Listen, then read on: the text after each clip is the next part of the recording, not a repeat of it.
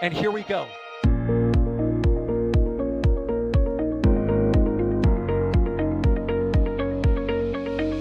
have liftoff.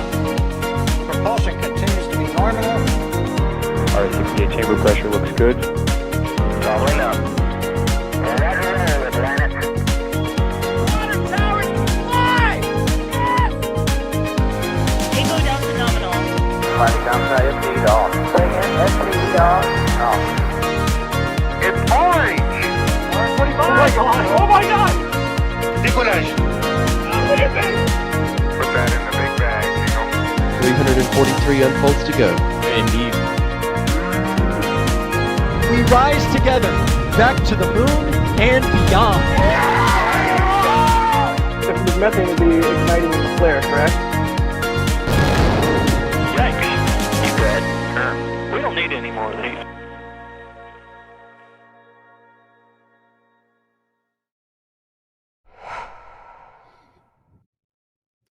All right, folks, you know the drill. Let me know over in the chat if you can hear and see me. John Galloway with NSF here today on a Sunday, and it's time for another NSF Live. We did a survey, actually. We did a little bit of poll with the viewers, and we asked what sort of guests y'all like to see on the shows, and the winner by far was rocket company CEOs.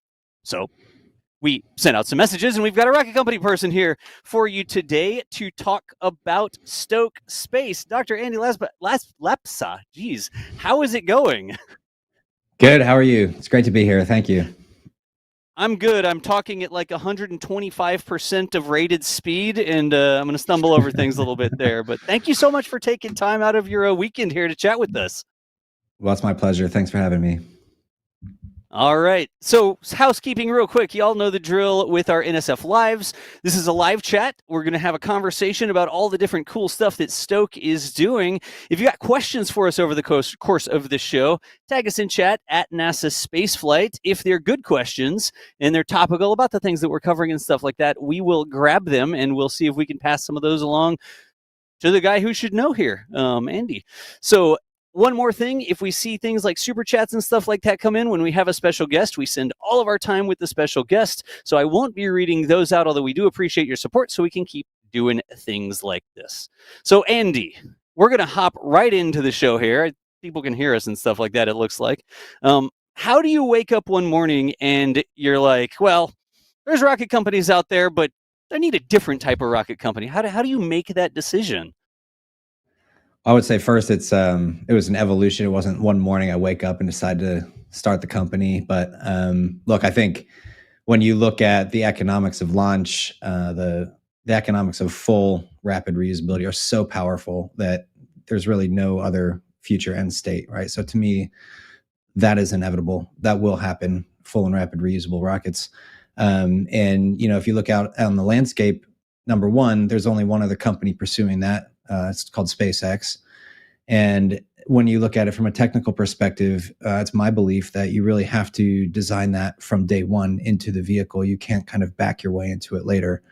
And so, when I was kind of thinking about what I wanted to do next, I looked out on the landscape, and it was, honestly really surprising to me that nobody else was pursuing it. And I think that there absolutely need to be more than one player to have a healthy economy for space mobility. And so there's got to be somebody else other than SpaceX doing this, and it wasn't out there yet. So here we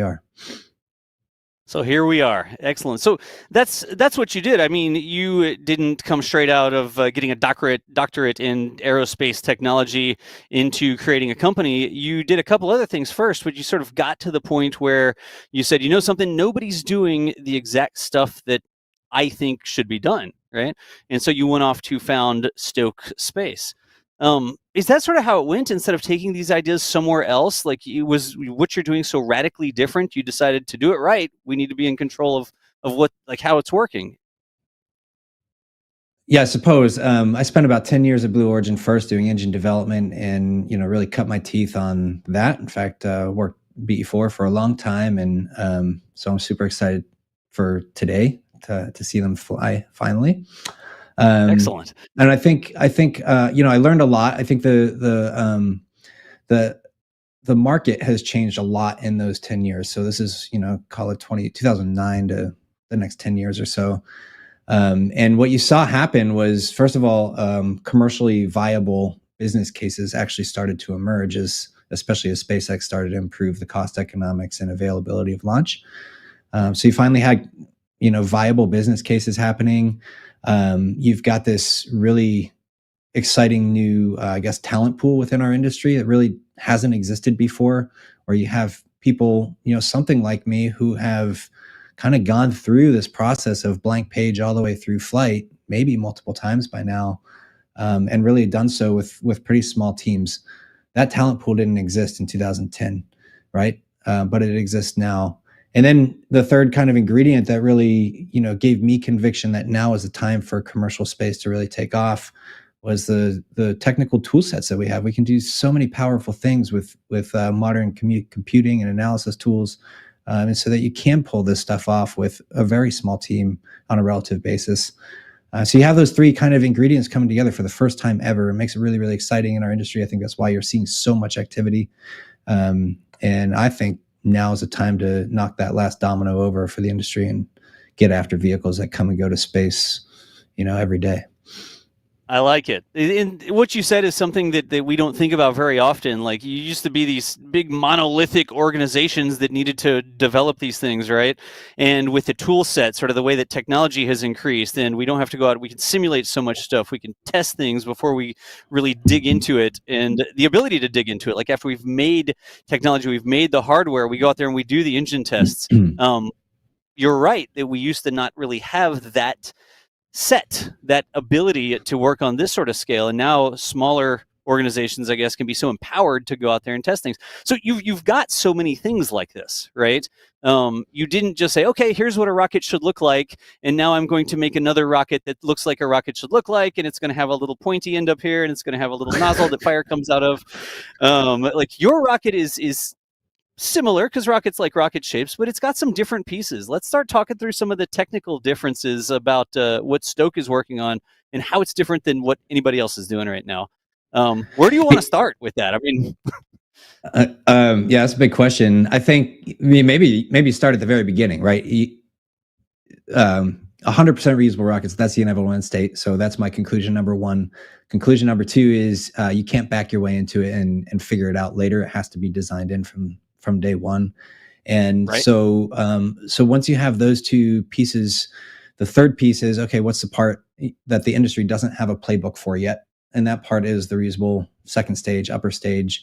And so that's where we started to think is, and it was important for us. First of all, my co-founder, Tom, and I basically left our last job with that much in hand, right? Right. We didn't really have any solutions. So the first piece of this was, can we take that question and turn it into an engineering problem and not a science problem? It was really, really important for me to have my own conviction that this is something that is, I guess, responsible to take somebody else's money, namely, venture capital or whatever, and go right. and put something together that was executable. Okay, so we're trying to solve this reusable upper stage problem. Obviously, the thing has to go and deliver things to orbit. That takes some amount of high performance in order to be able to go and perform that function. But then to get it back, it's not enough to just bring it back. It has to, if it's going to be rapidly reusable, it's got to land and fly as fast as possible. Our mental model is we want to turn this thing around in a day. So if you right. do that, you have to think about at least as hard about what you cannot do as you think about what you can do in those 24 hours. And I guarantee you, if it's gonna turn around in 24 hours, you're gonna be pretty damn busy restacking the vehicle, reintegrating payload, getting it back on the pad, refueling, and flying, right? So there's absolutely no time for inspections between flights. There's no time for refurbishment for sure. And right. so this thing has to be bulletproof, right? And this is the way we operate. I mean, it sounds kind of radical maybe, but this is how we operate aircraft every day. They're not inspecting the damn thing between flights. More of a walk around, right? They're not going and opening every hatch and stuff like that. Pre-flight check. Yep. Good. And so, yep. So we do that. We do that a lot with, built-in bit checks and software and obviously visuals, and you see that happening on other vehicles that fly as well. But anyway, so that's what you have to spend your time on. That's it, right? Right. And so there's no inspections, there's no refurbishment, and because of that, you need some re-entry method that's just bulletproof. And when we think about the traditional ways to bring something back from orbit, there's really two. One of them is the ablative heat shields that burn away between, on the way in, and that's a perfectly robust system, but it's just not reusable. So that's out. And then the second thing is, kind of the ceramic tile solution that Shuttle used, X-37 uses, Starship is using, and man, that's a technical challenge right there, in my opinion, on this rapid reuse problem.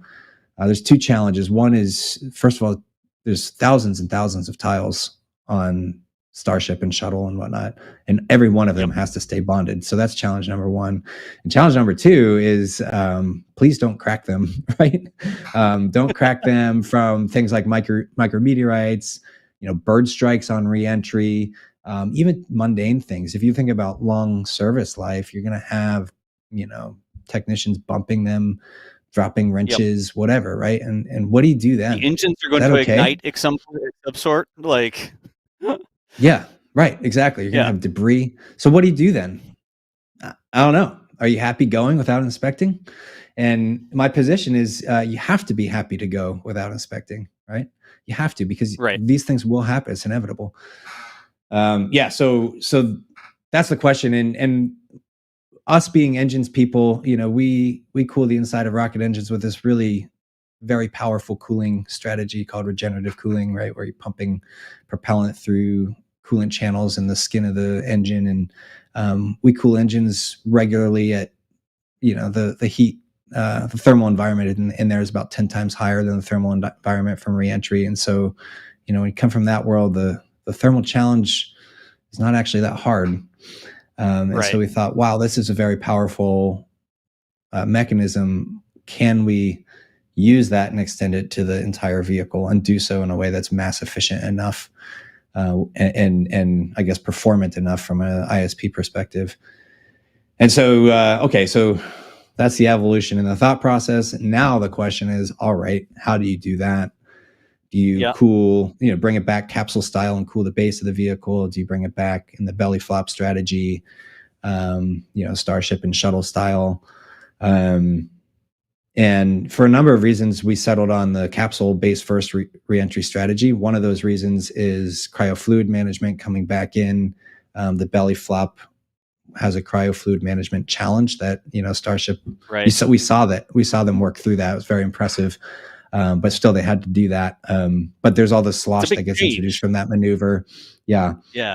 From a payload perspective, we're able to design a thing where all of the loads are in the axial direction, whether it's on launch or reentry. And so from the payloads, you can design your payloads to take the loads in that direction. You can also design the vehicle to take the loads in that direction. So you get some efficiency there. And so we liked that. And then from a surface area perspective, you have to cool maybe a smaller surface area than you do if you bring it back belly flop first. Okay, so now we're there, right? Yeah. Like real quick, there's a trade-off, because if you use the broad side of the barn, right, you can get more drag to help slow you down more quickly, but you have a much larger surface that you both have to deal with cooling, and you also have to deal with inspecting or making sure it's good to go for the next flight. So if you're just protecting the bottom of the vehicle instead of the entire side of the vehicle, not only have you diminished this, or I guess optimized the surface area you have to protect, you've also got a smaller surface area that you need to make sure is good to go for the next flight, right? That's right. Yeah. Yeah, 100%. Cool. All right, folks, real quick, there's so many questions that are coming in as well, and I will try to get to some of the questions, but Andy is mentioning so many different things here, like when he just talked about the structure, and then you have the vertical integrations versus the horizontal, and the loads are going this way so you can be more efficient because you don't need to deal with it. Like, there's so many things, and he says it once in a sentence, and then 15 questions come up like this.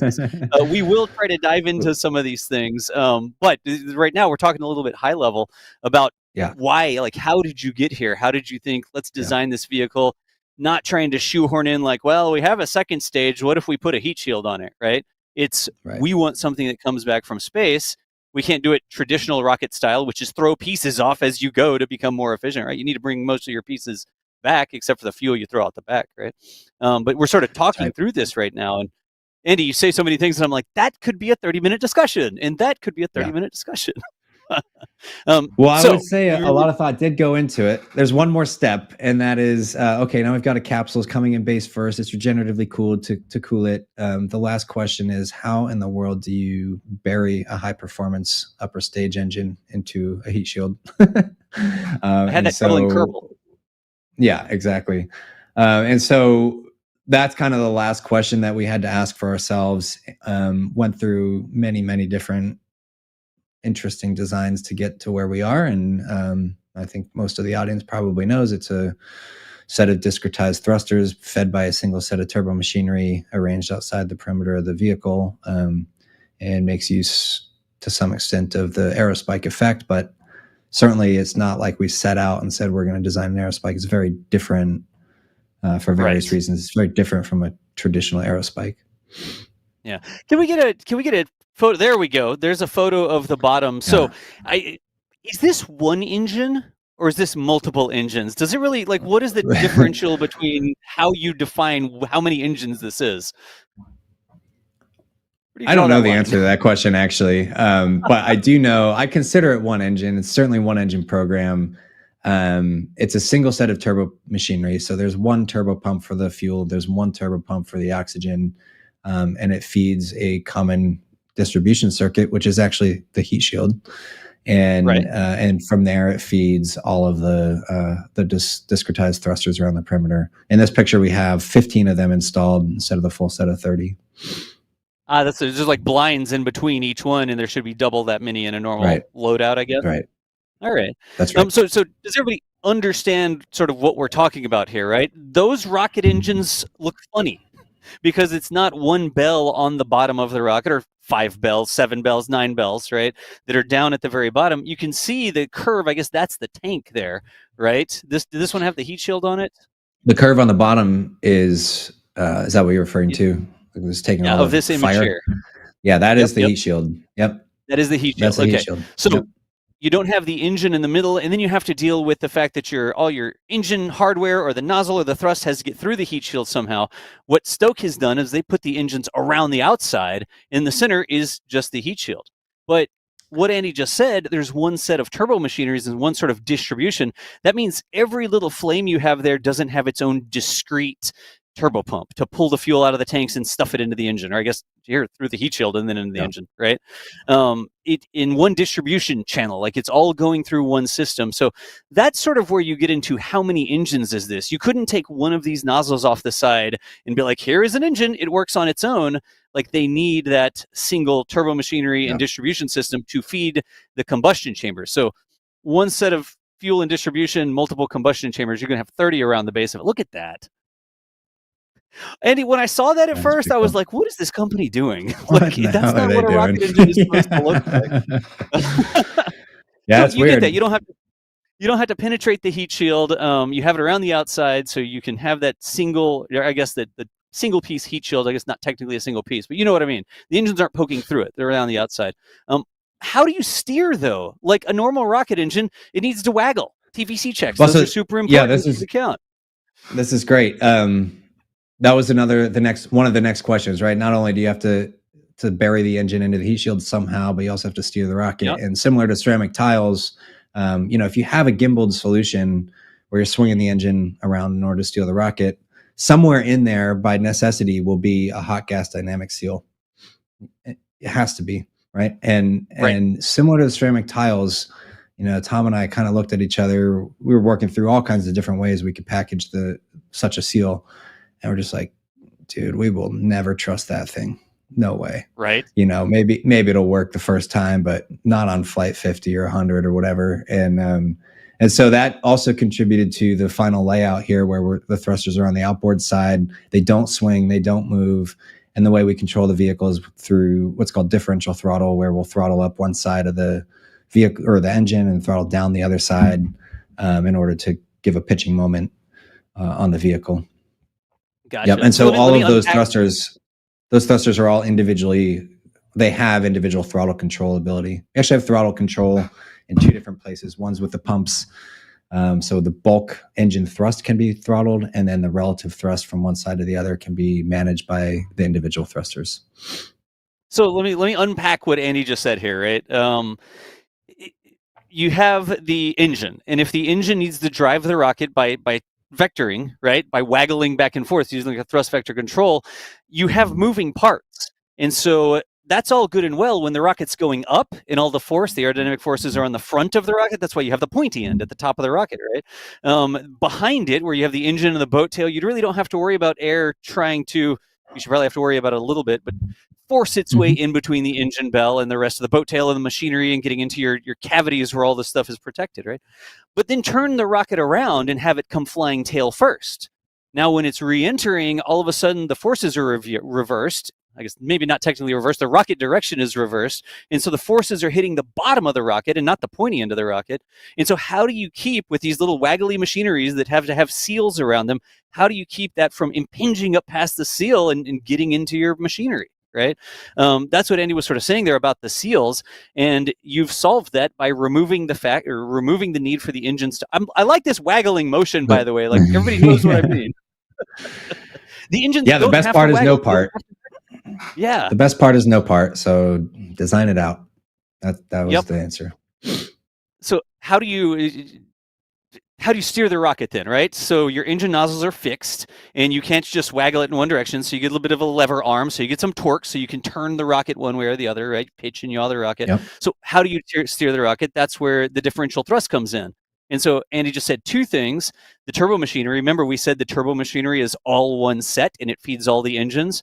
So your gross throttle, like for all of the engines, you can change the flow through that turbo machinery that's feeding the engines, and that'll change all of the engines up and down. And then if you want the rocket to lean one way, well, your engine can't waggle, so what do? You put less thrust on one side. Well, I'm going to say more thrust on the other side, but maybe it's just less thrust on one side, and then it leans in that direction, right?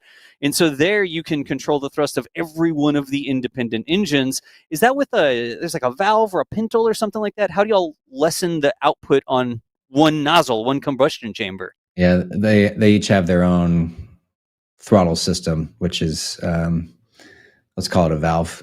Yeah. Gotcha. A valve. Yeah, all right. It's kind of integrated into the head end of the chamber there. Gotcha. So you have your entire thrust with the machinery as a whole that feeds all the engine, which is, you're coming in for a landing and you need to throttle down so you land and you don't take back off again. And if anybody's ever done that on the moon and Kerbal. And if you need to steer the rocket, you turn down the engines on one side by sort of limiting the flow through them. That gives you less force on one side, the same force on the other side. So you have a torque, you have a differential there, and the rocket starts to turn. Is that what it works? Like, is it stays constant on one side and lessens on the other side? There's different strategies you can use, but and typically it depends where we are in the mission also. If you're operating the engine 100%, then yes, and you typically don't need as much control authority at that point. If you're operating the engine at 50%, 40% power or whatever, you do have the freedom to go up or down, so we use a combined strategy, let's say that. Gotcha. A combined strategy. And Andy, if I start to get too much into the weeds, just be like, dude, seriously?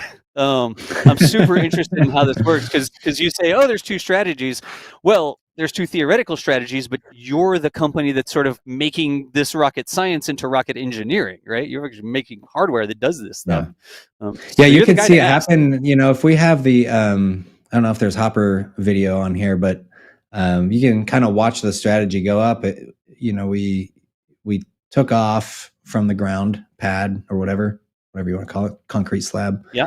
And then you'll watch the vehicle kick over, at a very prescribed point in flight, and then come back down. But that's it, right? First, you described it better than I can. Test. I say simple test, right? But there it goes. Yeah, by the way, that's not tethered, is it? It kicks. No, it's not tethered. That was a exciting point of discussion for us internally. Do we tether or do we not tether? And ultimately decided, well, we can talk a whole lot more. There's a lot that went into this test, and there's a lot that, I guess, went into determining the flight profile there too. But you can see the differential throttle kick in as the vehicle goes up. I don't know how high, 10, 15 feet it was before it kicks over there. And it does right kick there, you over. saw Like the kick. when it kicked over, you saw it move. Yeah, the idea was go up. We didn't want to land exactly on the spot where we took off. So kick over and see if we can land it a little bit further away. Just to demonstrate some translational control authority, because it's all good if you can go up and down, but the important thing is, do we have the authority to start a move and then recover control, like stabilize while moving, and then stop a move and then come back down again? You think, oh, it's super simple. It just took off and it landed again. It went over a couple feet. Think about the discrete steps that have to happen in order for that to land on the ground in one piece. I'm going to come out there and do a FOD walk for y'all, by the way. If that's well, I will say for things like this, you'll think you get everything, and then even through the course of the day, if stuff's blowing, it's just coming off of a concrete slab like that, right? So, all kinds of stuff. So no kidding. You solved a couple of the different problems there. You want this thing to come all the way back from space. It's not something that's been designed or in wide use or something. You have a capsule, and if a capsule comes back, it has a heat shield on the bottom of it, and the capsule slows down by the aerodynamic forces on the heat shield and then parachutes, right? But you want to land with engines. You have to have those engines pointing down. So all of the things we've just talked about are probably like a very small 25-minute slice of the things that you had to think about in order to get this far. And we haven't talked about 1/10 of the things you had to think about for this vehicle. So let's move on to other things. We didn't unpack the regenerative cooling that much. You talked a little bit about you have tiles or you have this regenerative cooling. There's a different way there's multiple different ways you could do that. You could have a coolant, you could have water, it could come out and be thrown overboard. And what did y'all decide to do with the regenerative cooling to support your idea that you wanted this thing to be rapidly reusable all the way to space, all the way back down again? Well, I think the first thing is you got to do all those things we just said, but it still has to perform its function, which is to deliver payload to orbit. And and because of that, it has to be very mass efficient. Now we could talk about sizing the vehicle and all of those things, but the bottom line is we wanted to build something that's complementary to Starship, right? The way I think is you have to hope and expect that Starship will be successful, and when it is, that's a very exciting day for all of us, and we want that to be good for us, and I think it will be good for us. But that means we also have to be competitive with the Starship world and be also different, right? We have to offer something unique. And I think the medium class rocket does that, provided that we can match them on price and cost, also kind of provide something unique in terms of availability or accessibility or size, direct to final orbit, et cetera, et cetera. Gotcha. Okay, so the point of that is, go ahead. Just real quick, the analogy on that, because I hear this all the time, and we try to help educate people. Oh, once Starship is flying, we won't need any other rockets, right? Well, I don't want a cargo ship delivering my Amazon packages to my front door. I don't want an 18-wheeler trying to go through the turning circle, right? I don't need these huge monolithic things that are taking huge amounts this distance. We need sort of, I don't know if last mile is really the right way to say it, but that's what you're talking about here. It's not that Starship's going to do every single thing and we don't need any other rockets. We may still need final mile, for the lack of a better analogy, right? Yeah. I guess it's not really final mile because it's not. You can think about it final mile. You can think about it as express shipping. You can think about it any way you want. I think, very fundamentally, economically, you don't want a monopoly either, right? You don't, right? In order to have a healthy economy, you don't. And so, it's especially true as companies start to go into other, verticals. You want healthy competition in each of the verticals. And so if you have one company controlling access to space and you have one company controlling telecom, it's going to be very hard for any other company to enter that space because they're at a fundamental disadvantage without owning mobility, right? And so, I think even SpaceX wants, they may not admit it, but I think anybody who wants a healthy economy in space in the long term, there needs to be some level of competition, right? Yeah. So that's part of it. And what I was going to say earlier is, if you're building a medium class rocket, you don't have the economies of scale at your advantage that something like Starship does for the actual mission, delivering the thing to space, right? So you're working on a smaller scale, and the whole thing has to be mass efficient enough to do it. And so that feeds into our technical design as well. Right. And we were getting into the regenerative heat shield being mass efficient. You don't want to carry things that you don't have to, right? That's the huge thing about the rocket equation, rocket science, like figuring out exactly how this math works. If you carry things on your rocket that aren't fuel, aren't payload, that means that you have less ability to carry fuel and payload. So you get into the materials your rocket's made out of. You get into things like, well, yeah, we could cool that heat shield with water or something, right? Well, what else is the water going to be used for? Is it going to be dead weight until we use it for the heat shield? And that's where you got into this idea of using your propellant to cool the heat shield, right? Yeah. Yeah, water is an extremely efficient coolant, but you're right. If you use water as a coolant circuit, you need an entirely separate system. You need water tanks, you need the water itself, you need water pumps, you need all of those things, and they are exactly what you said. They are dead weight. They're pound for pound. They are dead weight for the entire rest of the mission. Hydrogen is part of what led us to use hydrogen in the upper stage. Hydrogen is extremely efficient coolant. Also, it's about, depends on where you are in the temperature range, but between 5 and 7 times better coolant than really any other propellant that we use in rocketry for cooling. And so it's extremely efficient there. It also gives you very high specific impulse.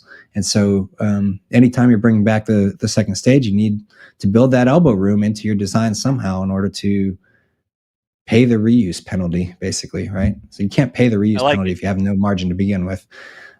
So where do you get that margin from? Hydrogen gives it to us. And then it also creates a very efficient means for cooling on reentry. And we're able to basically use all of the systems that we already have on board to do the ascent part. We just use them again for the reentry part. Right. And so, like, to explain what this means, like, the hydrogen is actually not only used as the rocket fuel, right? But you're also flowing that hydrogen. I mean, sometimes you use the propellant itself to cool the engine. You're flowing the hydrogen through the engine bell, through the heat shield. Of course, you're flying through the heat shield. Yeah. If you find that picture, if you found the picture of Hopper where you're looking up at the heat shield, it's gonna see if you can find that. Pull that up. But we get there. Yeah, there you go. So you see, there's like white stuff on the bottom of the heat shield. That's frost. All right. So we are flowing liquid hydrogen through that heat shield. It comes in the center of the circle, basically, and flows radially outward. And it's cold, right? So that is frost on the heat shield. The whole thing operates at a very low temperature, and then comes down and lands, obviously. What was I going to say? Oh, and so this is operating in the day. And one of the things, if you're familiar with hydrogen fires, you really can't see them in daylight. Clear. Beautiful at nighttime, but you can't see them in daylight. But there is a raging fire happening right under that heat shield, including where the ice is, and that's kind of cool. You saw the picture earlier of the engine on the test stand where you could see, it was a night picture, you could see all the fire underneath. You're basically looking at the same thing here, you just can't see it. So even though there's fire right there, yep, there you go. Even though there's fire right there, it's it's frost. Yep. So you take the hydrogen, you flow it through the heat shield. That helps keep the heat shield cool. You flow it through the engine. That helps keep the engine cool. It flows through pumps. That helps the pumps, right? Like all the different things that it does. But one of the critical things here is you're not carrying something else. It's not heat tiles you're going to have to inspect and replace, right? It's not a different coolant where then your plumbing becomes more complicated and you have to stuff more tubes, and maybe you have a couple more tubes in there for these little crossovers and stuff, right? But it's not a completely different system with completely different pumps and tanks, like you said. So that's what probably one of the, I guess you could say, genius of using this single thing. You're carrying it anyways. You're going to use it to get into space, deliver the payload. You're going to use it to cool the heat shield when you're coming back in. You're going to use it to land too. And that one propellant, that hydrogen, does all of those things for you. That's cool. That's right. Yeah, and I guess you hit on another thing that we didn't talk about yet, but it's a high-performing upper stage engine, and so in vacuum, you want a very high expansion ratio in order to get the performance right. But it also has to operate at sea level on the ground at very low throttle. And so that factors into the equation also. How do you achieve that with a high performing upper stage engine? You can't do it with RL10, you know. Right. And so this set of discretized thrusters, with making some use of the Aerospike effect, kind of does that function for us. By the way, that's also why there's only 15 thrusters installed on Hopper instead of all 30, basically running this thing with empty tanks and no payload. So we are mimicking the landing phase of flight when the whole thing's empty. There's not much mass in there. And so it's operating at very, very low throttle for this entire mission, the quote unquote mission, the Hopper mission. And we don't, part of the way we get the deep throttle is by turning off half the thrusters, and in Hopper's case, we just don't install them because why put them at risk? Why put them there? Yeah. Yep. Keep them in the barn, keep them in the parts inventory, right? So that's right. Let's talk about that just a little bit, because these concepts are so cool. I want to make sure people understand. Andy mentioned expansion ratio, right? And so, or if you've watched our channel enough, you know that there's probably different types of engines, and some engines are great for operating at sea level where there's air, there's atmospheric density around you, because that atmosphere sort of helps keep your exhaust. I talk about it. I've drawn it before in the little pencil flame, right? And then every launch, I'm like, oh, you can see the expansion. As it gets into the thinner atmosphere, the plume expands out. It gets bigger, right? And there's less atmospheric density to sort of push that plume together, and it's not a pencil anymore. It's a big plume, right? But when you get into space where there's no more atmosphere, you have to provide your own flow control, I guess. It's the engine bell. You see the engine bells on the engines that are optimized for space, and they're really huge engine bells, because when there's no atmosphere to help you out, you have to build a physical structure that keeps the exhaust going in a direction so you can get more energy out of it, right? Well, these are tiny you get more bells. efficiency, you get more expansion, you get more thrust out of it, so it's a higher thrust, higher efficiency. Yep. So you want you want that to be as big as possible in space. And then here on this design, these are all like small engine bells. We don't see, like, look at the CSM that went to the moon and that massive engine bell on the back of it, right? These are all tiny engine bells, but then how do you get to use this engine in both of these multiple regimes? That's the Aerospike effect you were talking about, right? That's right. Yep. Yeah. So, in the pictures that you saw, it's obviously operating in sea level. So the engine plumes, like you're saying, come together pretty quick. They're like very linear plumes. Yep. Excuse me, by design. Plumes. And then when little pencils.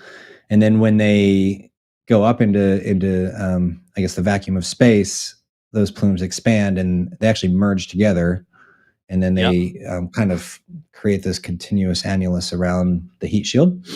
And then they trap some gas in the center core, right? So underneath the heat shield, they trap some gas, which is kind of the same thing as trapping some pressure. And so you get some pressure on the base heat shield there, and it's multiplied by an enormous area, huge area. Yeah, there you go. That's the picture. Yep, that's it. And so you get some bonus thrust just by the gas and the pressure that gets trapped in the center there. That is the Aerospike effect, right? And we make some amount of use from it. Yep. Yeah, like you said at the beginning, you didn't set out to design an Aerospike engine, but because of the way you're doing things, you get like a little bonus from the fact that this is probably too much of a stretch. I don't have a doctorate in rocket science, but the engine exhaust is almost acting as the engine bell to help you constrain that and get a little bit more bounce for your ounce, or whatever you want to call it, right? Yeah, no, exactly. That's right. All right, good. So it's amazing that you did that, and you've got that sort of design. So many different things going into the fact that this needs to go all the way into space and do its thing, and then come all the way back down again to get turned. Walk around it, kick the tires. I guess it doesn't have tires, but put a payload in it and send it again. Let's talk about materials. So we talked to different rocket companies, and there's different camps of the materials that you actually build the main structure out of. Y'all have gone with I say more traditional. It's probably the wrong way to say it. Stainless steel, right? Mm-hmm. Yeah, I think one of the things that the industry is learning as a whole is that there's a huge amount of value in being able to manufacture at high speed, especially during R&D. And so you want to be able to build fast. You want to be able to iterate fast. You want each increment to cost as little as possible. And so I think manufacturing kind of dictated this trade as much as anything. In this case, we chose stainless steel, as you said. This allows us to, first of all, there's it's a commoditized alloy that we buy off the shelf from any number of suppliers in just like raw sheet metal form. So that's number one. Number two, it's pretty easy to work with. So that's good. We've come up with methods to build these structures that you're showing with really no fixed tooling and do so at a very high clip. There's talent base that's worked with it quite a bit. It's not super esoteric where you can only pick from 3 people in the world to be able to work with this stuff. Right. And so a lot of things, you have to think about all those things. Now, when you look at it from a technical trade perspective, yeah, you might be able to use, high strength aluminum alloy to, on paper, get yourself a little bit more performance. But how are you going to get from nothing to market as fast as possible?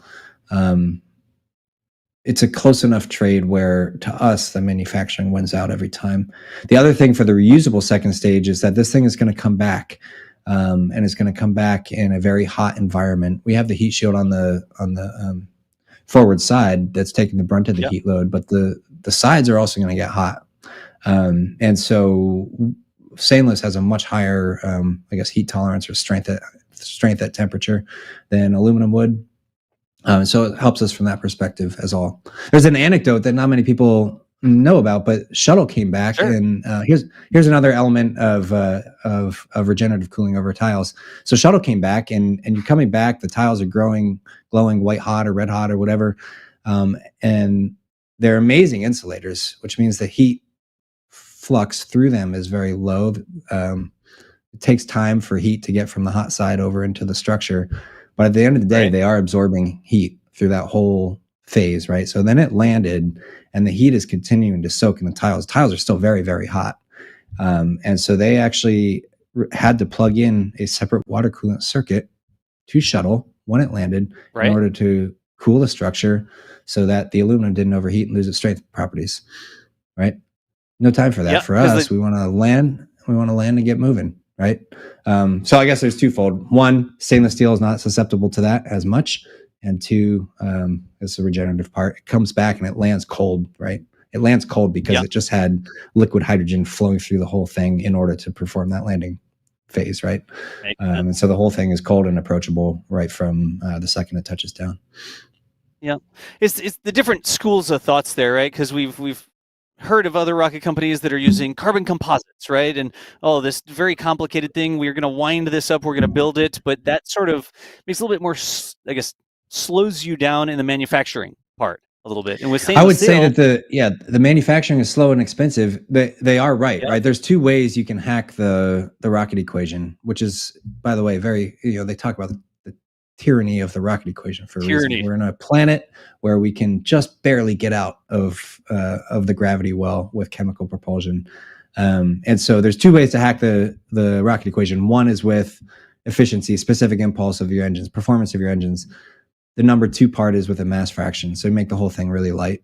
And that's what the composites do. But it makes manufacturing very expensive and pretty slow.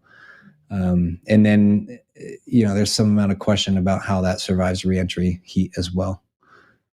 Gotcha. You said fixed tooling. So the structures that we were looking at were made mostly with no fixed tooling. Tell me if I'm wrong when I translate that a little bit. We've seen rocket factories, and it's like, here's this massive press that does this one thing. It's going to make this grid structure out of aluminum and make this tank. And it's this huge, massive thing. Is that what you're talking about when you mean no fixed tooling? You just described fixed tooling. Typically millions of dollars in fixed tooling goes into this type of thing. And yeah, it was important for us to not do that because first of all, we're a startup, we can't afford it. And second of all, we do want to maintain flexibility, right? Once you have all that fixed infrastructure, let's say you want to change the diameter of your tank by a little bit while you eat your hose, right? So then you start getting things locked in and you really lose the flexibility to evolve, with yourself and with the market. Gotcha. So you did not, I mean, you're still developing things, you're still testing hardware. You're not to the point where it's like, all right, now we are going to make 1,000 of these rockets in this design and it's not going to change at all. You still are keeping the flexibility to change things a little bit, torque things. I mean, I don't know that you'd go through and make a wildly different tank right now. Maybe at some point you scale it up, right? But without those huge, massive machines, you sort of maintain that flexibility while you're still dialing things in. Is that the right way to say it? Yeah, I think that's right. And I would also propose that I'm not sure on this, but I would venture a guess that there's been no rocket in history that's been made 1,000 times. And if you think about that, I mean, I think the Falcon second stage is probably going to be the first thing that gets there. But if you think about that from a production standpoint, you know, that's one of the big things that makes rocketry so expensive is, you know, we don't make these things a lot. Even a super high rate production for rockets is incredibly low rate production for just about anything else, right? And so if you put millions of dollars into fixed tooling in order to build this thing, maybe you're going to make 100 or 200 or 300 of these, you know, and it's just not a lot of units, right? Especially if you're not throwing them away every time. If you are reusing them rapidly or not, you have your fleet and you're operating more like the airline where nobody throws the 737 into the ocean every time you use it once, right? So you have to make less of them. You don't even need to make as many as you would have if everyone was once and done, right? Right. Good deal. Let's see here. We talked about the materials a little bit. We didn't talk too much about the, should I say payload fairing? Is it a cargo bay or is it a payload fairing? What do y'all call it on a reusable second stage? Well, that's a great point. We call it a payload fairing, but maybe we should pivot. Because normally, we joked a little bit about it, but rockets, in order to operate more efficiently, sometimes shed pieces. They throw things away. They don't keep carrying it, and SRBs come off because they're empty of fuel, and the payload fairing comes off because the atmosphere is thin enough that you don't have to protect the payload anymore. You know, rockets are constantly just throwing things off the side in a very controlled manner. For you, if you want to rapidly reuse this, you have to keep the vehicle sort of intact. And instead of a payload fairing that would deploy and tumble away, and we're like, you can see the fairings, they're falling away. They stay closed until you get to space, and then they open up and let a cargo out. Is that a huge design challenge? It's certainly not things that rockets normally do. Yeah, I would say it's definitely a design challenge. You know, Shuttle did the same thing with its bay doors, right? Yeah, it's definitely a design challenge. There's no question. I think there's different types of missions that can be performed, and you can have these reusable fairings. You may choose to have deployable fairings also in certain cases. But one of the unique things that kind of falls out from using these reusable upper stages is that there's now you're performing 3 modalities in every single flight. You're flying to space, and you have to do some amount of maneuvering in order to align with your landing site. So there's some movement in space that happens, and then there's the return aspect. And it turns out that those other 2 modalities, the through space and from space modalities, are valuable to certain people, right? For manufacturing in space, for various government partners and other things like that. And so there's a compelling case to be made where you may want to acquire something in space and bring it back down. You may want to just bring a hosted payload, have it perform a function, you know, close the doors and bring that back down. There's a whole new set of missions, this whole new class of missions that are unlocked because you already do that on every flight, right? Right. And so, like I was saying, there may be cases where you want to use deployable fairings, but there may be cases where you don't, and you want to, you know, have those closed up and bring something back and keep them protected. I have to ask, just waggle your eyebrows. I assume you've done the math, but can the upper stage re-enter and land with or without the payload fairing on the top? Like if you had a deployable one where you did not bring it back down, is the vehicle still aerodynamically stable when it's coming down if it doesn't have the taper on the back of it? From an aerodynamics perspective, it actually prefers that because when it's coming back down, you want it's all about center of pressure versus center of gravity. So you want center of gravity as far forward as possible, and you want center of pressure as far back as possible. With no fairings, you get rid of mass at a very high position in the vehicle stack, and you create all this drag in the back because it's this blunt, afterward facing step kind of on the back, and so it helps both of those things. So aerodynamically, actually prefers no fairing up there. Okay. So it could theoretically come down either way. I wonder how different the flight dynamics are. Like the software has to operate in this mode or that mode. Probably going to get there at some point, huh? Well, I would say that's heavily analyzed on our end, at least. Gotcha. Heavily analyzed on our end. Nice. All right. And the other thing you said there was, you can go into space and retrieve something. We talk about space debris a lot of the times. Is it economically viable to retrieve space debris? Is it not? Well, if you have something that can go up there and grab a hold of something and then enclose it and bring it back, maybe it doesn't need to be enclosed, maybe it does, right? I don't know that we're there yet, but maybe one day we will need to bring some things back. Maybe more immediate is the ability to study things that have been operating in space for a long time. We don't have a lot of capacity to do that for discrete satellites and stuff. We have the ISS. The shuttle came back, right? But being able to go up there and retrieve a satellite that's been up there for X amount of time, is that something that you're looking at, like as a service? Yeah. If it makes sense, if there are customers who want some. But I would say also, there's other, logical use cases. One of them is manufacturing in space, right? Anytime you manufacture something, you need a constant supply of raw materials to that manufacturing center, and you need a shipment of finished goods, right? And so you can imagine a scenario where you're on the way up delivering raw materials and on the way down bringing finished goods and byproducts, trash, whatever that may be.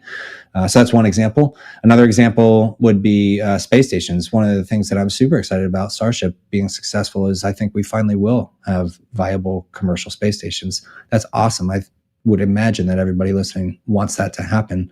Well, once that very large infrastructure is put in place, you probably don't, as much as we all love astronaut ice stream and the novelty of it, probably don't want to be eating stuff like that every day.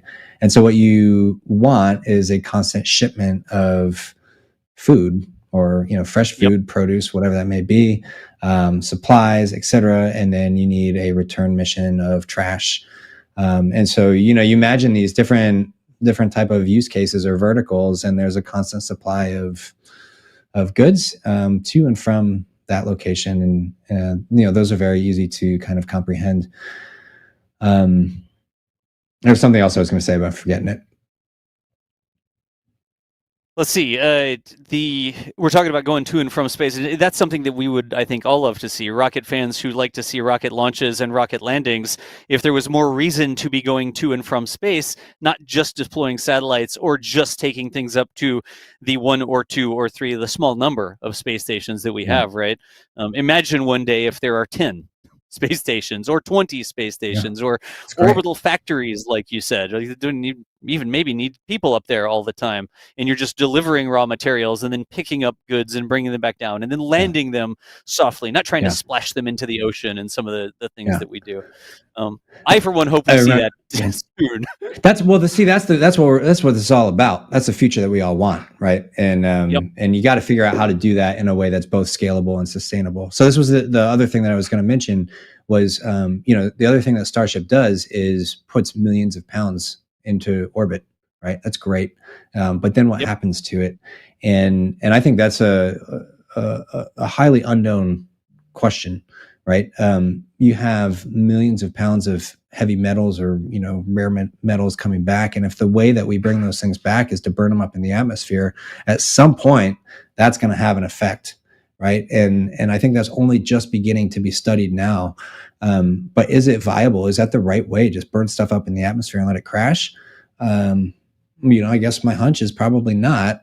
I don't know, right? That's got to be studied, but I don't know. Yeah. And I think we'll probably want to collect things and bring it back. You asked the question: is there economic reason for us to collect trash and bring it down? And today, unequivocally, the answer is no. Who's paying for that? Nobody's paying for that. But at some point, I think there is regulation where you can't do what you want to do in space unless you clear your trash. And then it gets built into the cost structure of the economics of space activity. And then there is a paying customer, and then you have to do it. Right? Yep.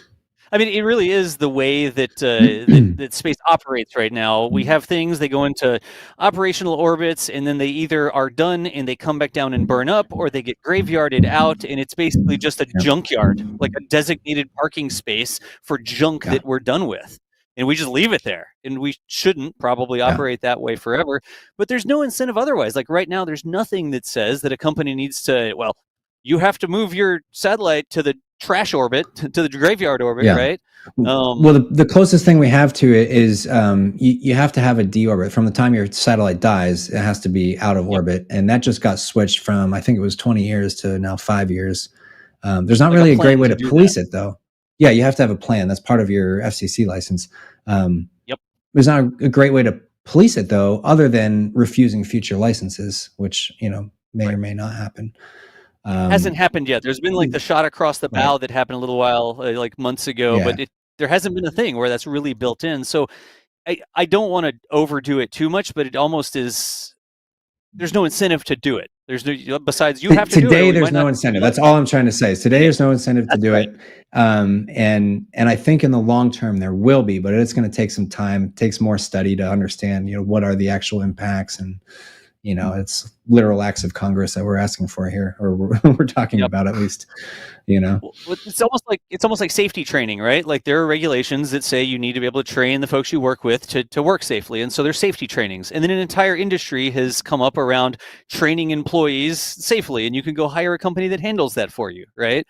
And we don't have that with orbital trash cleanup yet. But one day there might be a thing where that is a service that a satellite operator might go and buy from somebody. And so having the vehicle that can go to and from space and bring things back down and sort of operate in all those different modes makes it sort of the orbital tug and tow truck. I don't want to like demean what a vehicle that is fully reusable could do, but it could do things like that, right? Yeah, I think here's at the end of the day, what you want, what we all want, what customers want. You want a couple things out of space mobility. The first thing is you want it to be low cost. The second thing is you want it to be much more on demand than what we have today, right? I mean, if you want to buy a standalone Falcon 9, it's like a 2-year lead time, which is great, right? There's lots of demand, but it's a long lead time. And if you think about if you're a startup and you're trying to figure out how you're going to get to space, like, do you want to use your very early seed dollars to reserve a spot in line for launch? No, you want to use it to prove your technology. So there's a balance there. But so you want low cost, you want on demand, and you want high reliability. And I think actually the beauty of full rapid reuse is it attacks all three of those three things at the fundamental level. So you get into this kind of virtuous cycle. The lower cost you have, the more demand you have, the more frequently you're flying. The more frequently you're flying, the better your reliability and the better your availability. And it just feeds on itself. And that's beautiful. That's what you want, right? We're starting to see that is what Falcon has started to show us as an industry. But it is, I would comment that it is still like very, very much day one in our industry. And what rapid full reusability is a whole nother order of magnitude in cost. And the same is true for availability, and then reliability follows as well. Makes sense. There's a question that I've seen float through chat in a couple different formats here. But you mentioned the cadence, right? Like the more payloads you have to send, the higher your cadence is, the more experience you get, the better you get because you have an excuse to be flying. And it's great if those are paid for, right? You don't just fly to fly. If you have a paying customer or a service that you're providing by flying these payloads, it's good for you because you get the experience. And we see that with SpaceX and Starlink. There are so many launches that happened, and we're over here broadcasting launches, and we're like, oh, it's another Starlink at 3 a.m. Great. But because of that product that SpaceX has made, they've sort of created their own demand to launch their vehicles, and then they improve their vehicles, they improve their cadence, they get the experience. That is a brilliant way to do it. right? How is Stoke sort of approaching that? Do you have anything in the plans where we're going to launch this many vehicles this many times to help us get this experience? Like, you need payloads, you need excuses and funding to launch vehicles. I think that the right way to answer that, I think, is it also feeds into the size of the vehicle. You want to have customers. You want to have enough customers who want to go to the same place at the same time always. And if you build a vehicle that's too big, then you can't fill the metaphorical seats of the vehicle, right? So if you think about, a great analogy is the airline industry, right? You have everything from Cessnas to A380s. And in the middle, there's a sweet spot where there's enough people to fill the seats who want to go to the same place at the same time, all the time. And those things are flying all the time. Those are the 737s and the A320s, right? A380 is already out of production because it's so big. It's the cost structure it's too expensive, and they can't fill the seats. So you can't fly enough, right? And I guess that's go ahead. I was going to say that's what led us to this medium class of rocket, where I think there's enough other commercial customers who are going to we'll be able to fill our seats on every flight. And really, we're actually the limiter, not the demand side. We'll fly as frequently as we possibly can, and there will always be demand, right? That's what you want. You want to be always pushing yourself to fly more frequently. Gotcha. Because we're almost, I don't know, chicken, egg, cart, horse, demand before the supply, right? We're not in a situation right now where we have 15 commercial space stations and 20 orbital factories that are making crystals that are better to make in microgravity or low gravity, whatever you want to call it, right? We don't have that yet. And no, but we do have probably 100 different satellite companies building small and medium sized satellites, and they're all trying to get to orbit. And I think what a lot of those companies are finding are that their rideshare missions with Falcon 9 are great for proof of concept demo missions. But once you have to actually deploy a constellation where satellites need to be phased out in a way that works for you, those rideshare missions are no longer ideal, right? So now what do? You're not going to buy a whole Falcon 9 for these small things. You need something else, right? Let's make sure everybody understands that real quick, because I think a lot of people miss this. It's like, oh, I'm going to space, and I'm in space, I'm good, right? Well, you don't just want to get into space. That's like saying, I want to go to the US, I want to go to Germany, right? Okay, well, you're in Germany. Did you get to the right city where the tourist attraction you want to see is? No, you need to go to a specific place in Germany. You need to go to a specific place in the city. And so the rideshare is the plane that gets you to the proper country, right? But there's a lot of other places that you need to go. If you have something and you stack a bunch of stuff into a rideshare and you launch a bunch of them into the one orbit that you sort of end up in and get dropped off at, then the satellites have to make their way to their own orbits, right? And so then your satellite has to have more capability. You just use the term phasing. They have to be able to move into the useful spot that you need them. And the useful spot isn't always the spot that the rideshare drops them off, right? Yeah, that's right. Yeah. So when you have a smaller launcher, a medium launcher, then you can get put to the right building in the city, right? You get the exact destination that you're trying to go to, as opposed to, well, I got on the train and I ended up downtown and now I have to make my way to wherever it is that I'm going. That's where you get into the more specific orbit, not just ride along with everybody else. Everybody would rather fly direct than have layovers. Right. And there's a very real time value of money associated with this. If a lot of these orbit phasings take 6 months, 9 months to get from drop off location to final location. You even see that in Starlinks, right? And for a company, if you look at it on economic terms, for a company, that's time. It's like dead inventory, right? Where you are not in manufacturing and you are not making revenue. Right. So there's a time value of money associated with that one. You'd rather do what satellite companies want, and what our goal is to minimize that time from the time the satellite leaves the factory to the time that they're making revenue. And that's where more frequent direct missions closer to the final orbit come in. And I think that's the role of a medium class rocket, provided that it can operate quickly. Right. Gotcha. And especially if it's a new type of medium class rocket or second stage, I guess you could say, where the second stage is actually reusable. You're not making a boutique bespoke stage for everything and then you're done with it, you use it once. That changes the game because you can bring that back down, use it again. That is, by the way, I think as I understand it, that is the flight rate limiter for Falcon 9 is second stage production. And it's kind of Second stage incredible. production. They're making 100 of them a year. That's kind of incredible. But how do you scale from there? You scale by scaling your factory, which is very expensive, et cetera, et cetera. Yep, and all the other processes that go into it because they're testing them, right? SpaceX tests those second stage out of McGregor, and you're putting them through the entire workflow, not just putting welds on metal, right? But everything else that has to happen before that thing goes on top of a rocket and ships a payload. And that's something engines, avionics, fluid systems, everything. It's all got to be certified, right? Everything.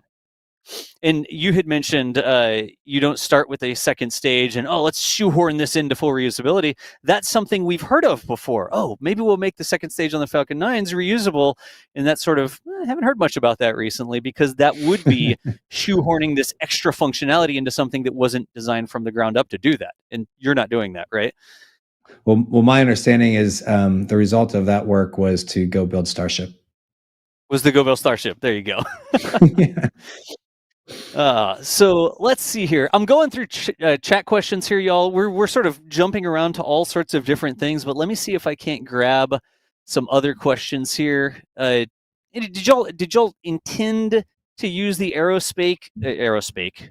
That's different. The Aerospike effect, or was that just like we solved all these other problems and it's a bonus of the resulting solution there? Yeah, I think it's that latter part, right? We kind of backed our way into it. First, we started to think about, how do we make short, squat nozzles that are robust to the aerodynamics, and eventually it led to this configuration where the thrusters are all on the outboard side, and then you're always trying to improve efficiency as much as possible, and once you're there, it's kind of silly to not use it. Yep. Makes sense. But there's a lot of other factors, right? Reentry aerodynamics have as much a say in that base geometry than engine performance. Gotcha. And that's why it doesn't look like a traditional Aerospike. Doesn't look like a traditional Aerospike with the actual spike at the bottom, because that's not intended to also work as a heat shield, I guess, right? Regardless of, I played a lot of Kerbal, so every time I think of something, I'm like, oh yeah, like in Kerbal. So if I'm saying Kerbal too much, I apologize. Just, sort of where I came from. Let's see here. Mission duration. We're talking about a second stage that can be reusable, because there's going to be questions about the booster coming up here as well. But mission duration for the second stage, there's complexities with lifetime in space. How long something can stay in orbit and continue operating. In the renders and stuff like that, have I seen things like solar panels? Or what have you done? Like, what are you shooting for, I guess, is a good way to come about that in terms of the mission duration for the second stage? I think the timeline is also appropriate there. It depends on when we're looking and what the missions are. But out of the gate, we're looking to get up and come down within a couple days in order to rephase with the landing location that we care about. So I would answer it this way. We'll start out with relatively short missions and look for ways to elongate or lengthen the missions over time for certain use cases.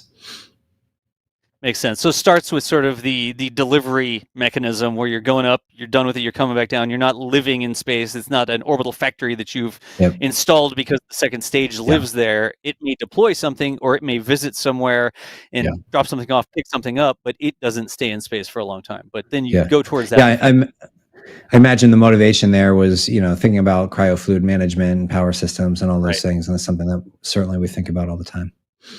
Yep. Makes sense. Let's see here. A lot of different questions. Some of the questions, folks, I am rolling together. Yes, this is a very cool discussion. We're glad you like it. Just like saying some things that people are saying. Different orbits. Are you looking to serve any sort of specific orbits? Are you polar orbits? What are you sort of looking for there? We want to be able to go to any orbit and at any time. That's the way we think about it. And that's one of another great byproduct of hydrogen. It is a very high performing fuel, and it allows us to do some of the higher energy orbits that would otherwise not be accessible by a small or medium class rocket. And so we do have very meaningful capability to higher energy orbits. Gotcha. I'm speed running a couple different questions here to get some of these chat questions in. So y'all keep tagging us at NASASpaceflight. if I can ask, just give me the knowing eyebrow waggle, but there's a lot of people asking about crew ratings on anything that Stoke has looked at. Something you've looked at, not your first thing, eyebrow waggle. It's definitely not the first thing. I think, the way we've sized the rocket and what we're looking for is to respond to a known commercial demand. And I think that is right now focused on satellites and not humans. I think in time I would love to do that, but it's definitely not what you want to do for your first rocket as a startup. So yeah, that's where I stand on that. Makes sense. I mean, by the way, when we talk about supply and demand and size of the vehicle, I actually expect that we'll see a kind of a bimodal distribution in those optimal size of the vehicles. One of them is designed for satellites, and one of them is probably bigger, designed for humans with life systems. Is it that technology has gotten us to the space where satellites don't have to be as massive as maybe they used to be? So satellites that don't need life support systems and stuff can be smaller, but once you put a meat bag in it, you're sort of like constrained to the size of a human being, so you have to observe the control size temperature. You got to give that thing oxygen. You got to give all kinds of stuff, right? Comfy seats, like the whole thing. Yeah. Cool screens to watch TV on or whatever, to watch movies on. Right. Right. I joke, but it makes sense. Like, we're not really making humans any smaller, but other technologies, like you could put in a satellite, have gotten smaller. Or you can put more functionality in a satellite. Well, that's a huge part of it. And that, when we talked about the main ingredients coming together to have what we need to create a vibrant economy in space, that is one of them, right? You can do very powerful satellite systems today that in pretty small form factors that, in the 90s, when this was that was like the last wave when we tried this commercial space thing, it kind of petered out. And that was one of the big reasons, right? Yeah. Yep. Just the state of technology, and it comes down to mass. Like, when technology is bigger and heavy, that's more mass you have to put in. I don't know that, obviously, we're probably more mass constrained than volume constrained usually for things like that. I don't know if that's true or not. That's what I think, right? If I had to make it up. But as technology has improved and battery storage technology has come down and electronics have gotten smaller and lighter weight, you can pack more function. Hold up my cell phone, right? Like, look at my cell phone. What a wonder of technology. So, let's see here. I've asked those. I'm going to keep, yes. There's like 50 questions on the crew vehicle, so I had to ask. No, it's not going to land with the helicopter blade. It's, passive or that's a Roton different thing. I saw on the website the mention of passive systems, right? So when we come down and we're landing a payload, we have different ways to get rid of that energy and come to a stop on the surface of the Earth, right? And we have the heat shield that helps us slow down by slamming through the atmosphere. We have wings that help us glide and bleed off energy. We have parachutes like we see on crew capsules. Shuttle had wings. Crew capsules have parachutes. You have rocket engines. We see Falcon 9s. Rocket engines is another way that you can land. Yeah. Do you have or plan any backup systems for your landings? Like, everybody's seen the little plane that also has the parachute in case the engine fails and it can't glide or whatever. Do you have any designs for backup systems like parachutes? I would say no, and that's another reason to not address the human flight kind of paradigm today, is because we want to demonstrate and prove the technology, and we don't necessarily need triplex redundancy. With that being said, we've got a whole ton of thrusters, and so we do have the ability to, if one of those malfunctions, we do have the ability to kind of accommodate that failure. Gotcha. But we do only have a common set of pumps, right? So largely single string. It's a balance. Yeah, exactly. Right now we're focused on proving the function, delivering satellites to orbit, and I think that's the right place to focus today. Gotcha. So you said triplex redundancy. What's the duplex redundancy now? Is that just in the number of combustion chambers, or what is? Well, typically for human-rated systems, you want your critical systems to be something like triplex. Obviously, with engines, that's never the case. But then you say, all right, if an engine failures, then you're going to save the human some other way. You're going to separate. You're going to have an escape pod. You're going to whatever it is. Gotcha. Yeah. Right. So that was that reference. Yeah. Duplex redundancy would be, engine out scenarios, things like that. Gotcha. So that's more of there are 3 main parachutes and we can still gently land on 2 versus we have parachutes and we have thrusters and we have wings and like that sort of thing. Yeah. More of the Exactly. same thing, which you have in engines, 30 combustion chambers, I guess, nozzles around the outside. And if one's having an issue, you can shut down its partner on the opposite side and then you still have balanced thrust, et cetera, et cetera. Right. Right. All right. So this is a technical question from me. When you are changing the thrust of the ring of, I keep wanting to say engines, but the ring of engines, the ring of nozzles on the bottom, so that you can do the translation like we saw in the hop, right? Is that just you reduce the thrust in a couple engines on one side and everything else keeps going? Or is there like a gradient of thrust reduction across you were to slice it? How do you do that? Is that a thing? Well, that's it's how you design your GNC algorithm. GNC being guidance, navigation, control, right? And keep in mind also, you'll see that in the hop video, the thing has a slow roll, right? And so what you want to prove is that you're insensitive to that roll also. Okay. So,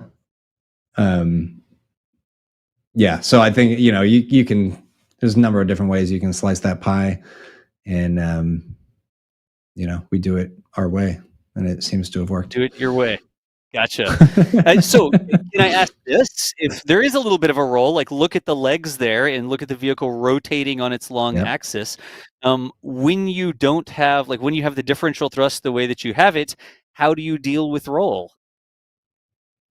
With software. Very, very right. So that's with software. Yeah, very, very carefully. Right. And that's the point of the comment is that, it depends on how you design your GNC code. And yeah, you have to think about that roll is obviously affecting your differential throttle scheme, right? Yep. So you still have to have that TVC control while the vehicle is rolling. And yeah. So as the vehicle's rolling, the thruster that is like the direction it's moving is going to change. And so you can't just, turn that thruster down a little bit and let it start to go. Yeah. If the vehicle is moving, the thruster that is, I guess, in the direction of movement changes as the vehicle rotates. And the software has to know that and think about that, right? If you go through, I don't know what social media was, but I'm pretty sure we put it on X and maybe YouTube or something. Sure. But we did these tests called we called them the hula hoop tests, where we basically, if you imagine the thrust magnitude, it's higher on one side and lower on the other, and then we kind of like rotate that around in a circle. So we did that partially to test the effect that I just discussed, but also to try to incite different feed modes in the feed manifolds and prove that we were robust to anything that we could set up there. But yeah, so that kind of touches on it right there. You can imagine the hula hoop test, this kind of like distribution of thrust all around the perimeter rotating around. If you change reference frames and the vehicle is actually rotating, then that kind of thrust plane is static in the ground frame of reference, right? Gotcha. So you kind of have Makes the same sense. thing. I want to keep asking all these questions about exactly how you control it when you're not allowed to move your engines, because it really is. It's not the way that it normally works. And you have auxiliary systems, you have these other thrusters at the top, and these sorts of other ways you can solve it, right? But let's talk about a couple other things. There's a question here about, isn't it more complicated? Are we looking at the hula hoop test there? I don't think this is it. Maybe. So. It's just an engine test. We're good. It's fine. No, this is definitely not there. This is on the hopper static fire stand. This is not the test stand. It looks like it's competing for the most metal of rockets with the flames coming out the top there. This is a proof of concept thing, right? So we hack. The thing at the top is actually the flare. We flew the flare stack, which you wouldn't do on an orbital vehicle, right? But it was the easiest way for. Right. It was the easiest way for us to handle that for this, right? All these things need their own ground systems and whatnot. And, we want to prove the technology with this thing, not do more. Yeah. Gotcha. So the other question here, normally you have a rocket engine, there's however many in the middle. It's so simple. There's just one place for the engine to push on the rocket, right? But it's a little bit more complicated than that because the rocket body doesn't have like an internal girder in the middle of it that translates the force through the rest of the vehicle. In most rockets, the skin of the rocket is what carries the rest of the rocket up. On the booster, it carries the second stage carries the payload. I would imagine that you get some efficiencies from applying the force. I want to say apply directly to forehead, but it's not that. It's to the edge of the ring, right? Yeah. And when your engines are pushing on the bottom of the main body of the rocket, that seems like it would be better. Well, no matter where you generate the thrust all has to eventually move up the skin, the outer diameter of the vehicle, because that's the only place there is structure through the entire vehicle. So whether you have, how many does Starship have now? 30 on the stage one, 30 engines, 30 Raptors, whatever 30, it is. 33, it's 37, basically 9. Whatever it is, basically a gazillion engines all along this like flat platform, let's say. You still have to get that thrust out to the outer skin of the vehicle, and their thrust structure is what does that. However, you can now they need to do that because you need absolutely massive thrust. Upper stages have much lower thrust. Many engines in there. And yeah, exactly. Upper stages need much lower thrust for a given performance, and so what we do is we create all the thrust along the outer skin of the vehicle and keep it there. Now, if we were let's say we wanted to gimbal the whole base of the vehicle, which we did think about at one point, if you wanted to gimbal that whole heat shield structure, you'd have to take all that thrust, all that basically force, and bring it into a single gimbal point in order to be able to swing it around, and then distribute that load all the way back out to the skin, which structurally is extremely inefficient. So that also points to the quality, the differential throttle ability helps you there as well. Makes sense. Think about that. If you have the bottom of the rocket stuffed with engines or whatever, you have to have a beefy structure down there that the engines are attached to, that then takes that force and translates it to the body of the rocket, which is literally just the tank going up the side. Right? Oh, there you go. You found that. There's the hula hoop test. There's the hula hoop versus the traditional thrust vector control. Nice. But here, is it just sort of the heat shield and the bottom of the tank, but it can be lighter because you're not transmitting the same load through that? Is that a true statement, or am I going a little bit too far there? Yeah, that's right. The tank doesn't have to take a punch load in the center of it. The load is always go up through the skin of the vehicle. Yep.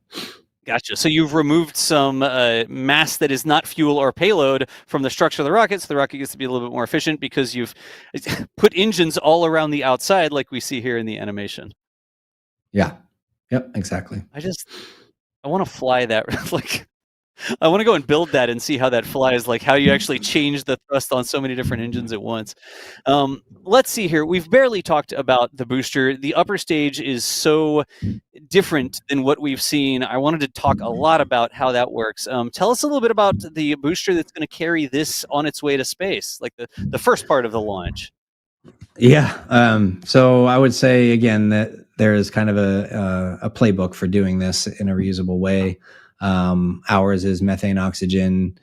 We're to see a methane oxygen vehicle hopefully make orbit today. That'll be exciting. But methane oxygen, yeah, it's getting there. Okay, so it's methane oxygen. We have 7 engines on there, building our engines right now. They're full flow stage combustion. I would say, it's kind of cool to be able to say this, but from there, relatively traditional reusable first stage. 5 years ago, you probably couldn't say traditional reusable first stage, but now, right? I think we can.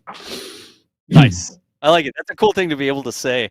Yeah. I can see down at the bottom we've got some landing gear that will deploy in a traditional rocket landing. I guess I don't even know if that's the right way to say it, but doesn't look like they're copied. We get this comment on occasions like, "Oh, those are just like this." And it's like, yeah, but physics and triangles. Like as it turns out, physics likes triangles for things like this. There are only so many different ways you can style up a triangle if you want to efficiently transmit a load, right? Yep, so that's right. You've flown Hopper. Hopper's gone on its second hop. Where are you at with the fully reusable stage 1? Well, we just released pictures of our what we call the dev tank. The dev tank was everything. Last year we built. We broke 100 people on January 2nd, so it's still a pretty small team, and that covers all of integration, test facilities, manufacturing, and then all the engineering, and dead weight overhead like myself. But yeah, so there's our dev tank. The way we designed that was to include all of the complexity of the full stage tank, but not have the full length. And the idea there was to prove out the manufacturing processes. We built basically three vehicles last year: Hopper 1, Hopper 2, and this thing. Right. It has a common dome in the middle. It has a downcomer. It has the propellant distribution system. And so we did all that. We shipped it. We did the pressure proof testing on it, and now we brought it back in. We're going to do integrate the rest of the fluid systems management systems in there.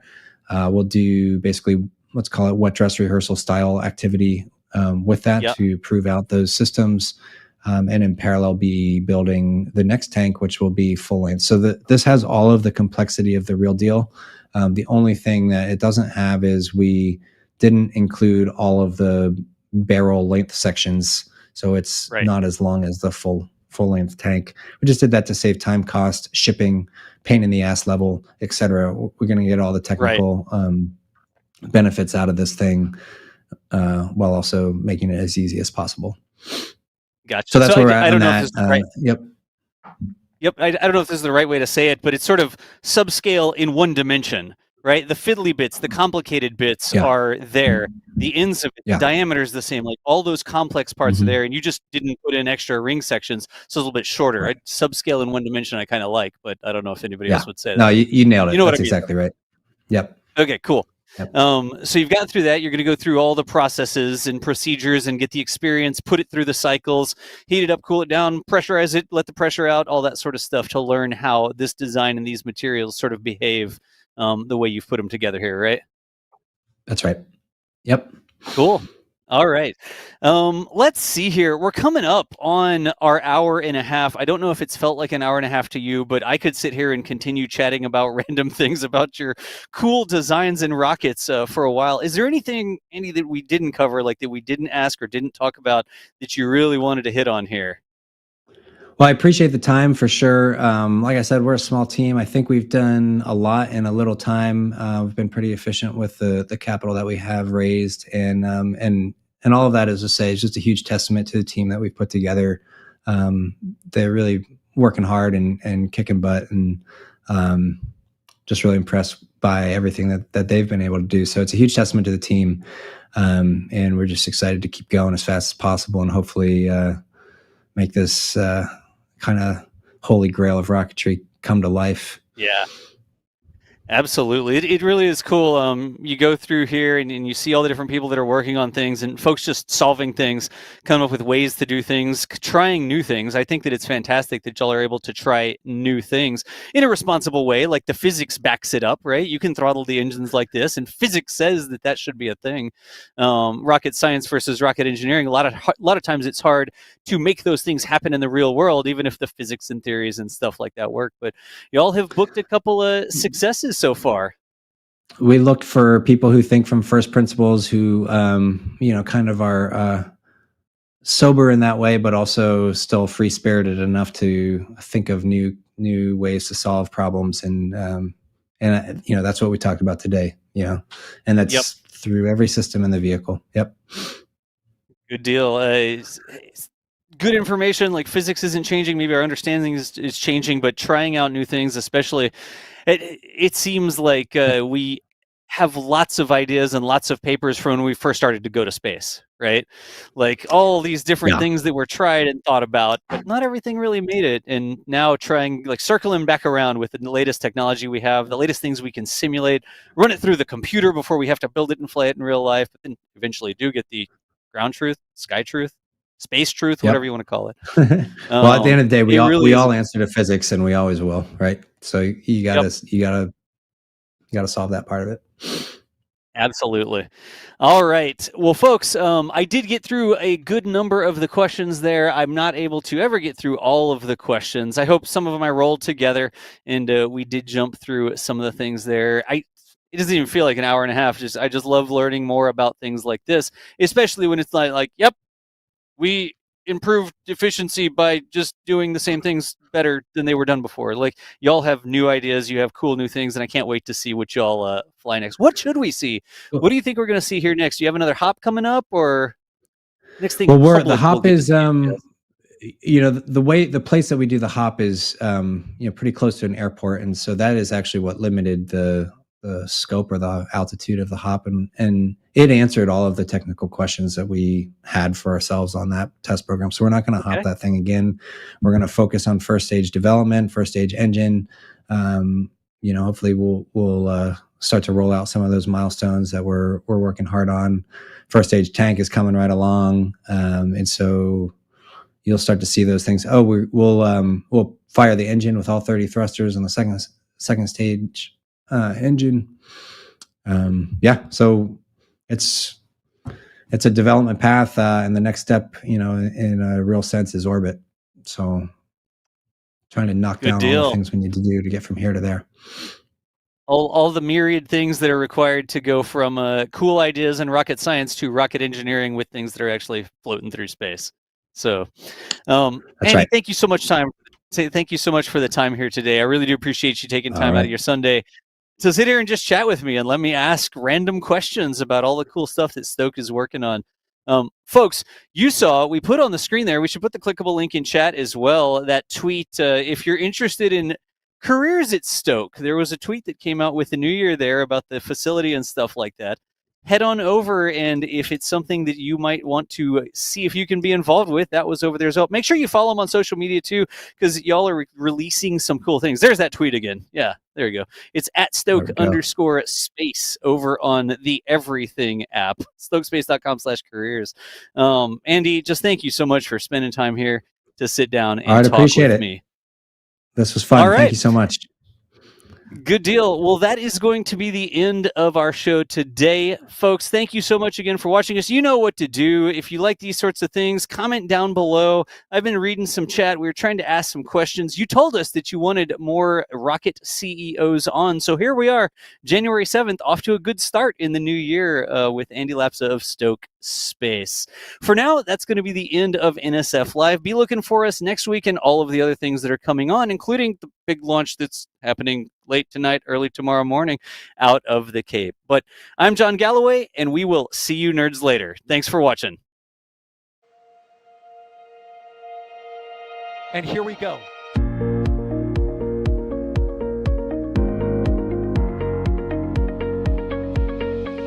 We have liftoff. Propulsion continues to be nominal. RCPA chamber pressure looks good. Following up.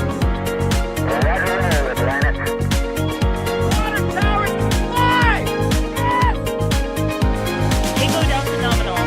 Flighting down to SD off. Bring in SD off. It's orange! 45! Oh my god! Decollage. What is it? Put that in the big bag, 343 unfolds to go. Indeed. We rise together, back to the moon and beyond. The methane will be igniting in the flare, correct? Yikes. You good? We don't need any more of these.